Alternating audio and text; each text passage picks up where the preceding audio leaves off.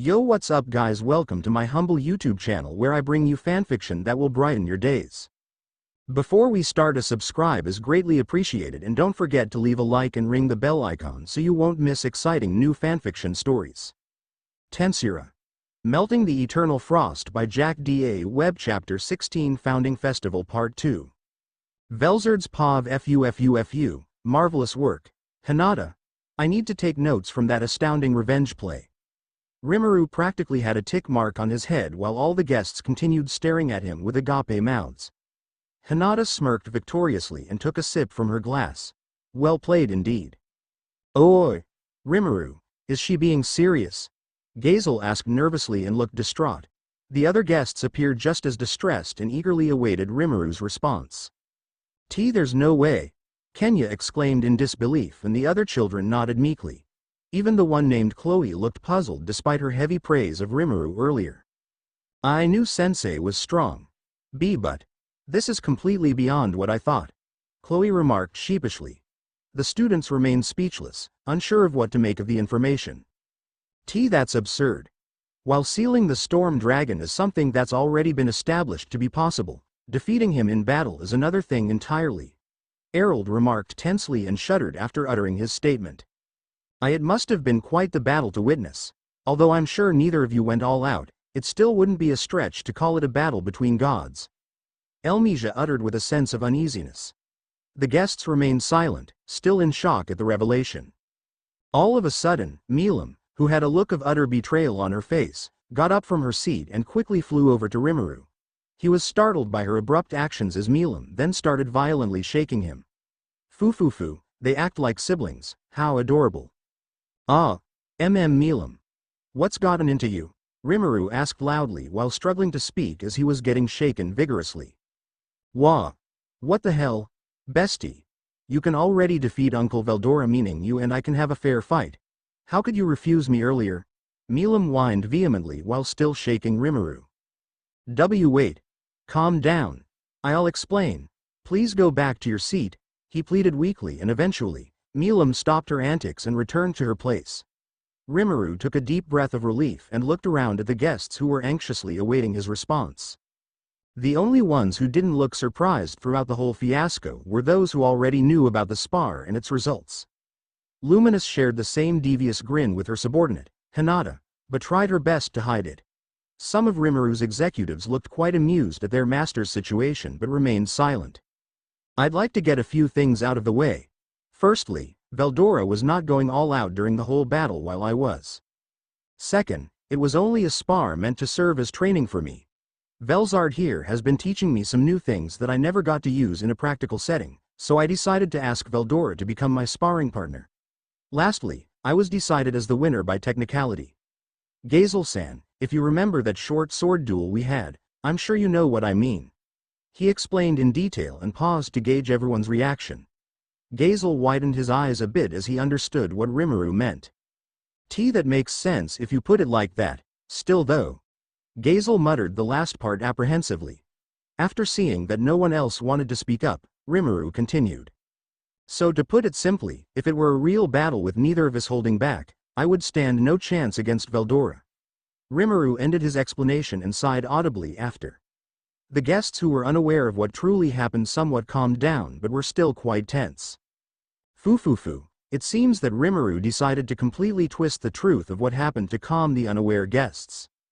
However, those of us who knew what really occurred looked at one another with a mischievous grin. Some of his executives were holding their chuckles and others wanted to speak up but remained silent. Luminous and Hinata were grinning ear to ear, amused at their victory. Ramirez was confused at what Rimuru said and was so close to speaking up but was quickly shut down by Beretta. Eventually, she realized what Rimuru was trying to do and was trying her best not to laugh. Fortunately for Rimuru, we silently agreed not to expose the truth to the guests. Seeing him desperately claw his way out of the situation was hilarious enough. I should definitely take notes from Hinata on how to properly take revenge. That idiot slime has been upping the degree of his teasing recently. It should have been me. Not him. Teasing seductively is my job. I've already lost track of how many times he's made me flustered.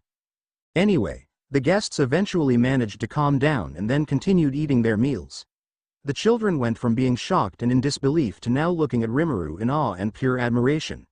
However, the same could not be said about those from Dwargon, Sarian, and Blumond, as they all still looked disturbed. Rimuru was rubbing both sides of his head with a mildly frustrated yet relieved look on his face. "I will so get you back for that, Hinata," Rimuru uttered in mild annoyance, earning him a slight chuckle from the woman. Luminous was doing her damn hardest not to laugh out loud. "Then I wish you good luck, Rimuru-san." Hinata joked provocatively, and Rimuru had a visible tick mark on his forehead. "Foo, what happened to you taking pride in your own strength, Rimu-kun?" I asked jokingly, and he audibly sighed in response. Hinata and Ramirez chuckled at my question. "Yeah, Rimuru. The battle you two had was amazing. It was really close, but you had the slight edge on him thanks to your training with Velzard-sama," Ramirez remarked convincingly. Foo, she's backing up his lie. Even still. That's incredibly impressive," Gazel remarked, and Errol nodded in agreement. Rimuru looked just about done with life at the moment as he continuously sighed at each comment. "That has to be one of the highest honors out there, being trained by the White Ice Dragon herself," Elmisia commented earnestly, while Hinata maintained her victorious smirk as she elegantly took a sip of her drink. The children looked curious, and one of them decided to speak up. "So in a real battle setting, defeating Veldora-sama would still be out of the possibility, sensei?" Alice asked curiously, and Rimuru thought for a moment before answering. As I am now, yes. I could still give him a solid fight, but I doubt I could win with my current capabilities," Rimuru answered convincingly, knowing full well that it was a lie. Foo, oh Rimuru. "Why, you're incredible, sensei," Chloe praised cheerfully, and Rimuru chuckled sheepishly in embarrassment while rubbing the back of his head. "There's really no denying that now," Ryota admitted earnestly, and the other children nodded timidly in agreement. "All right, everyone. Enough about me barely defeating Veldora. Tomorrow is a big day, as it is the grand opening of a great project, the dungeon," Rimuru announced loudly, hoping to quickly change the topic. This changed the atmosphere in the room to one of curiosity and excitement. Ramirez in particular looked very excited and perked up at the mention of the labyrinth dungeon. Now that the guests had calmed down for the most part, they continued eating their food while Rimuru and Ramirez explained the dungeon and its many features. Those just learning of it were amazed by the project and its versatility. The systems in place were incredibly well thought out by the masterminds, namely Rimuru, Ramirez, and Veldora. Foo, I should check in with them from time to time. They seem to be having lots of fun in the labyrinth. After a while, dinner had concluded and the people headed off for the night to prepare for tomorrow's event. Rimuru and I were the last ones left again, and we decided to walk home instead of teleporting. The city streets were still incredibly lively even at this hour. There were people out drinking, eating, or socializing. Several citizens of Tempest cheerfully greeted us along the way, which was quite the contrast to the usually silent atmosphere that this hour normally has. "Yo! Rimuru, Velzard nay!" Suddenly, we heard a familiar voice call out to us from behind. Turning around, we saw Veldora, who was running towards us while waving. We waved back at him, and not long after, he reached us. "What's up, Veldora? Are you done for the day?" I asked, and he nodded in affirmation. "Yup. Another day and plenty more customers. I've also received some useful feedback and suggestions on my takoyaki, which I took. Now more people are lining up for my food. Kuahahahahaha," he boasted loud and proud, much to Rimuru's amusement. Ha. That's good. I really wasn't expecting you to run a food stall for the festival," Rimuru expressed with a grin. Foo, good job, Veldora-kun. By the way, I have a favor to ask of you," I chimed in, and Veldora turned his attention to me. "A favor? Sure thing. If it is me, then I will be more than capable of doing it," Veldora affirmed with a confident smile, while Rimuru looked at me curiously. "Milam and I will be having a spar during the fighting tournament. I'd like you to help Rimuru maintain a strong enough barrier to keep the spectators safe," I requested politely, and Veldora became somewhat surprised. Upon hearing my words, Rimuru's eyes lit up for a moment. That's quite unexpected. A battle like that would be such a spectacle to witness. It'll be tough to contain it, but I'll do what I can," Veldora replied in agreement, and Rimuru chuckled lightly at his response. "We have our work cut out for us. These two might not be going all out, but it'll be a nightmare to deal with. Rimuru stated dryly while extending his fist out, but Veldora's confidence didn't waver as he returned the fist bump. Foo. The brotherly bond these two share is incredibly fascinating. Kuahahahahaha. Worry not, Rimuru. I should let you know that I possess the highest magicule capacity out of the 3 true dragons. Combine that with your arsenal of skills and we'll have nothing to worry about, Veldora stated boldly, much to Rimuru's surprise. I suppose he still doesn't know about that fact. For real? Rimuru asked, a bit surprised, and Veldora nodded proudly in confirmation. It's true, Rimu-kun. Veldora-kun's magicule pool exceeds mine by a significant portion. Although, let's just say he needs to work on his efficiency a little more. I remarked teasingly, and Veldora became somewhat embarrassed. Rimuru looked confused at my statement, so I should probably explain it. There's no doubt that Veldora's magicule capacity and output are incredible. In terms of pure destructive capabilities, he's nearly unmatched. However, the efficiency at which he uses his magicules and his overall combat prowess has always been subpar for the longest time. Even our sister, Velgrund, who possesses the lowest capacity out of us 3, had no problems defeating Veldora in the past. I explained in detail, which cleared things up for Rimuru. Veldora looked away in embarrassment with a slight pout. Foo. Well, that's new. Damn. Ha. Looks like Veldora needs to step up his game. Rimuru quipped dryly, but was left quite speechless. Foo. Do keep in mind that all that's more or less in the past now. Veldora has drastically improved his fighting capabilities and even managed to awaken an ultimate skill. I'd say the only thing he needs to work on is his efficiency with magicule usage. It's certainly better than before, but he's got ways to go before reaching the level of efficiency as Velgrund-chan. I replied, praising my brother earnestly while also providing some general advice.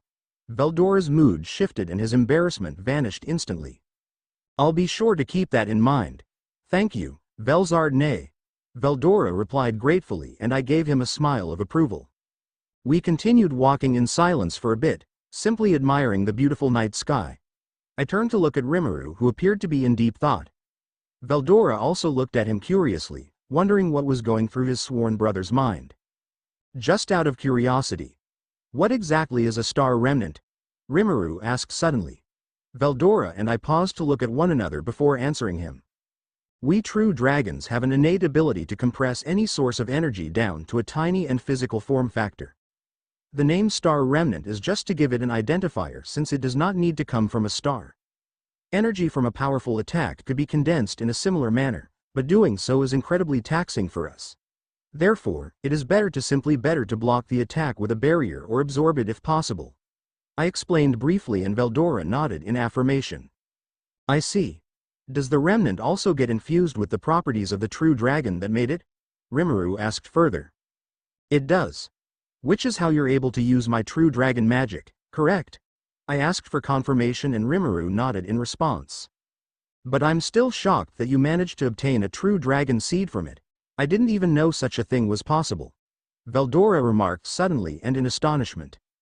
Foo. Truth be told, even I wasn't sure if it would work, since I wasn't aware of the conditions that needed to be met. I admitted honestly, much to Rimuru's surprise. What do you mean? Rimuru asked eagerly. I guess you could say I wanted to test a theory. I answered vaguely, which got both of their attention. A theory? Veldora questioned curiously, and I stopped walking, which surprised the two of them.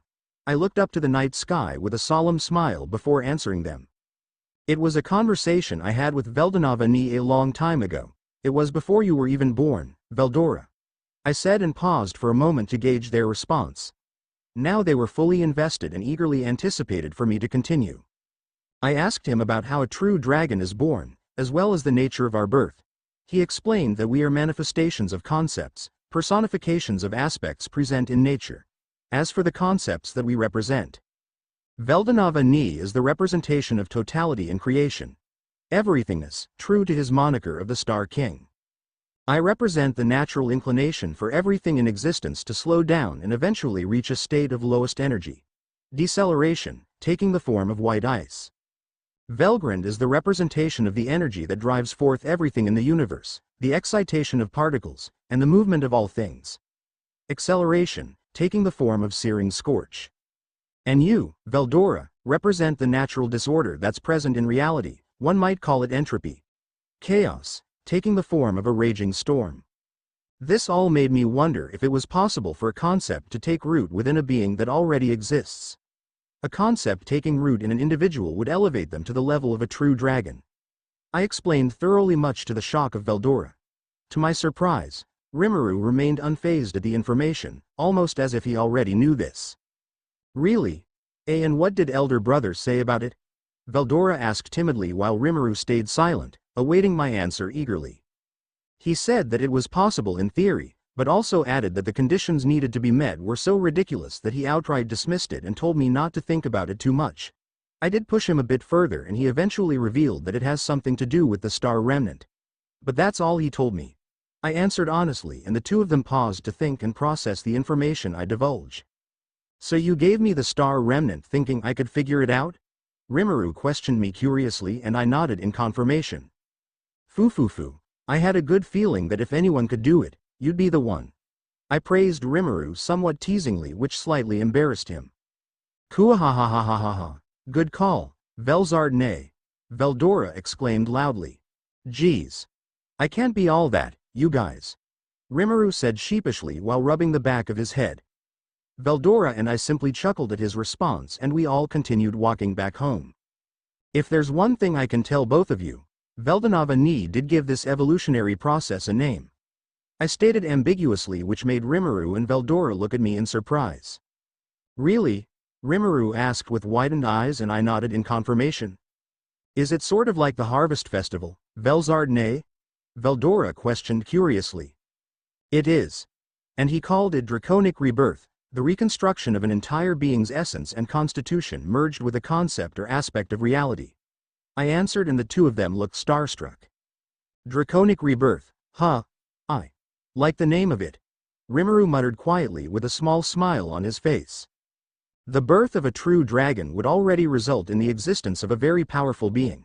However, because the conditions for draconic rebirth are so difficult to meet, that means that any individual who can fulfill them would have to be very powerful already. I added vaguely and the two of them looked at me expectantly. Meaning? Rimuru asked with a raised eyebrow.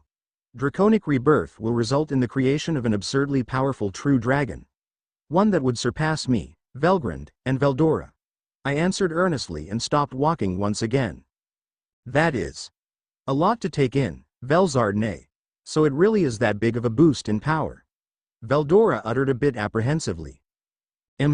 And I believe that Rimuru-kun here is the closest that anyone has ever come to achieving rebirth.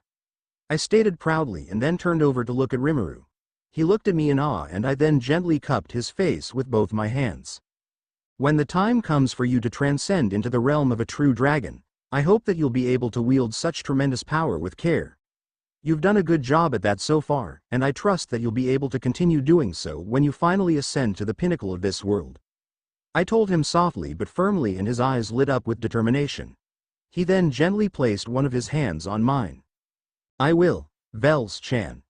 I will wield said power to mold my ideals into reality, protect those who I care about, and destroy all those who make an enemy out of us. He declared boldly with eyes full of passion and vigor. Hearing his response, I nodded happily at him and then let go of his face. Then I believe you're ready, Rimuru-kun, I told him earnestly. The three of us continued walking in silence and then eventually reached the house. Veldora made his way to the library to read like usual while Rimuru and I headed upstairs, ready to sleep.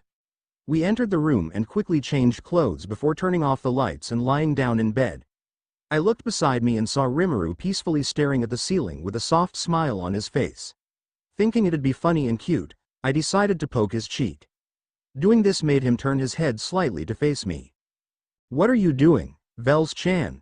He asked while still having a relaxed grin on his face. Foo. I just thought it'd be cute. I answered honestly while continuing to poke his cheek. Rimuru stared blankly at me for a moment before lightly chuckling. Ha. You're the most random person sometimes, he said jokingly. A few seconds later, I attempted to retract my finger but he quickly grabbed my hand. I'm not letting that one slide, he said seductively before slowly pulling my hand towards him. Then suddenly, the unexpected happened. Eep. I yelped in surprise as Rimuru put my finger inside his mouth. UWA. What the hell is he doing? I felt his tongue wrap around my index finger for a brief moment and my face immediately started feeling hot. Rimu-kun. I stuttered in embarrassment and then quickly covered my face with my other hand. After a few seconds, he released my finger and I slowly retracted my hand. Fu, good night, Vels-chan. He said teasingly. I slowly uncovered my face and saw Rimuru lying on his side facing away from me. Gee, good night. I idiot. I muttered silently only to hear him chuckle softly. Checking my finger, I noticed that some of his saliva was still on it. I felt a fast beating in my chest as I stared at my finger intensely. A strange feeling overcame me the longer I stared and after a few seconds, I subconsciously drew my hand closer to my mouth. My breathing became a bit faster and I closed my eyes before slowly putting the finger inside my mouth. Euphoric, ecstatic, elated, no words could describe the sensation I was currently feeling. What the hell is this? Is this some strange property of his saliva or something? Or is it just me? Rimuru. I quickly pulled my finger out of my mouth and started thinking about what was going on with me. Just what is this strange feeling? I believe this strange feeling Master is referring to as the sensation of being sexually aroused. What? Sexually aroused? By something like that? Wait. WHO said that? I instantly sat up and was put on guard. I looked around the dark room but saw no one, so I activated universal perception, only to sense Rimuru and Veldora in the vicinity of the house. Who's there? I asked firmly but quietly to not wake Rimuru up. However, I was only met with silence. Am I going insane? No, I am not a person in the outside world. I am Master's unique skill, envy. Wait. What? My skill can talk. That means it developed an ego some time ago. I took a deep breath to calm myself down before lying in bed again. Perhaps I should try to learn more about this skill because I haven't looked into it since I obtained it. Can you hear me? Affirmative. How and when did you gain consciousness? Master held a strong desire to have company whenever Rimuru Tempest was away. In addition, Master felt envy towards the people he would spend time with the most, especially Veldora Tempest. After enough time of these feelings building up, the world granted Master's desires, which led to my birth. Have I really been building and bottling up these kinds of emotions? I mean, I do feel somewhat bitter at times whenever Rimuru has other business to attend to. And hearing him call Veldora his sworn brother does feel a bit weird to me. But was it that intense for it to be called envy? No. I suppose little things do add up over time, and these feelings do occur to me quite frequently. Would you mind telling me what you can do? Sure thing. Here is a breakdown of the sub-skills of envy. All of creation, analytical appraisal, desire empowerment, converts the user's feelings of envy into usable energy to empower other aspects of the user. If the envious emotion is strong enough, then it can be converted into pure magicules. Desire fulfillment. Under specific circumstances, the user's envious desires can manifest in the real world, thereby fulfilling them. This can only be activated twice a day. Imitate. Allows the user to create a degenerate imitation of a skill or art that they deem desirable. If the power difference between the user and the target is significant enough, then a better version of the desired skill or art will be created instead. Thought acceleration. My only purpose is to fulfill Master's desires. This skill is quite powerful, especially for a unique skill. It combines analytical and computational capabilities with the ability to imitate other skills and use my strong emotions as a source of power. If I had to compare it to existing skills, then it is like a merger of Rimuru's, Lord of Wisdom, Raphael, and Guy's, Lord of Pride, Lucifer, albeit much weaker. Despite that, I'm super glad to have acquired this skill. I'm sure it'll come in very handy for many different scenarios. However, one thing I should point out is that the ego of this skill is still very weak. But that is to be expected considering it just became conscious not too long ago and it is only at a unique level. I look forward to seeing what this skill becomes when it evolves into an ultimate skill. I look forward to working with you, Envy-san. Likewise, Master. Fu. Although her tone is monotonous and synthetic, her weak ego sort of resembles my personality just a few centuries after I was born. I suppose that would make sense since this skill was born from my desires. Looks like Rimuru and Veldora aren't the only ones with untapped potential, and I'm glad. My growth ceiling is still far above where I currently am. I stared at the ceiling with a wide grin on my face. Prospects of the future began popping up in my mind and I felt my heart race quickly in excitement. My decision to come and stay here in Tempest is the best one I've made in my life. With that happy thought, closed my eyes and began drifting asleep.